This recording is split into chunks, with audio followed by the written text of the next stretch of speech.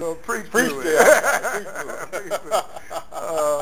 But thanks to the internet, somebody recently got a hold of me. I guess it was on my Facebook page or something, and declaring that they were a cousin of Cynthia Davis's, and gave me an idea of where she was at this time and that she was doing well. Because in the movie she went to Atlanta. Got married. Yeah, but that's just in the movie.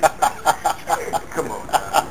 And, so she got that info, and so it was that I got the info on her over the internet, and that was the first time I'd heard anything concrete about her since we last did Cooley High. Really? Yes.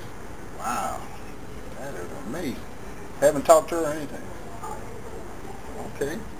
Now, Cooley High was during the black exploitation era. Now, what's your take on that? Was it, I mean, good, bad, and different, or looking back on it? Because, you know, some people say, and I know back then you didn't see a lot of us in, you know, positive roles, except, you know, Sidney Poitier, which I know, understand you actually was in a play with him. I just told you, Raising the Sun. Right, yeah. And during that era, you know, you had us portraying, you know, what they say, pimps and prostitutes, so on and so forth.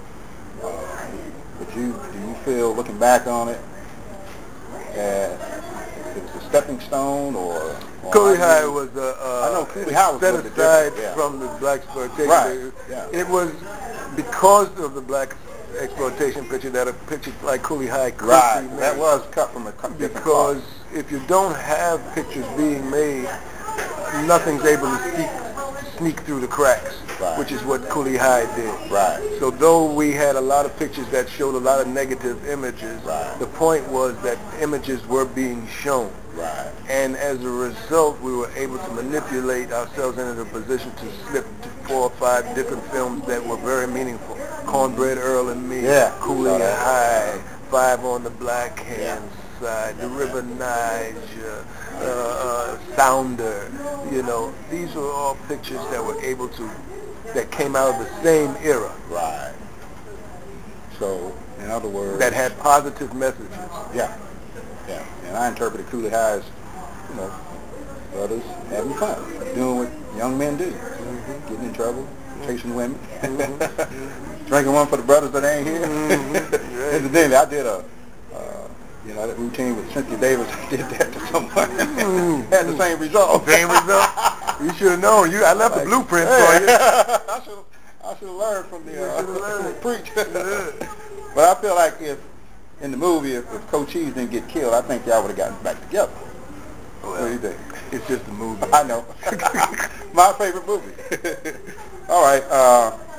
Now let's see. As far as I understand, you're writing an autobiography. Is that right? I've written an autobiography from it, from my life experiences, and have a one-man show that I performed here in 2007 called Moving Man. Okay. I remember that. So the autobiography is written? Not finished. Okay. Any projected completion date? No, please don't do that. Okay. You're a writer. You know how it is. Work in progress. Yeah. Okay. All right. And now your role in J.D.'s Revenge, which another one of my favorite movies, was a little bit on the darker side. Now, for you, was it a stretch going from playing a, callous high school kid to somebody like J.D. Walker? Yeah, the J.D. was a completely, definitely a stretch. Right. Very challenging role. Right. Another well-written piece, and it was a good. I was glad I was given the opportunity to show a completely different side of my acting capabilities. Right, because I even said, wow, he made an excellent transition, because both characters were very believable, but on 2 different sides of the spectrum. And then you showed up as Colonel Taylor.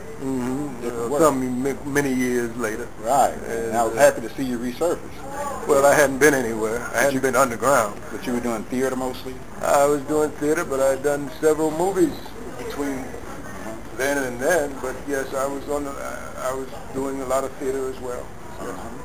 Yeah, 'cause I see here you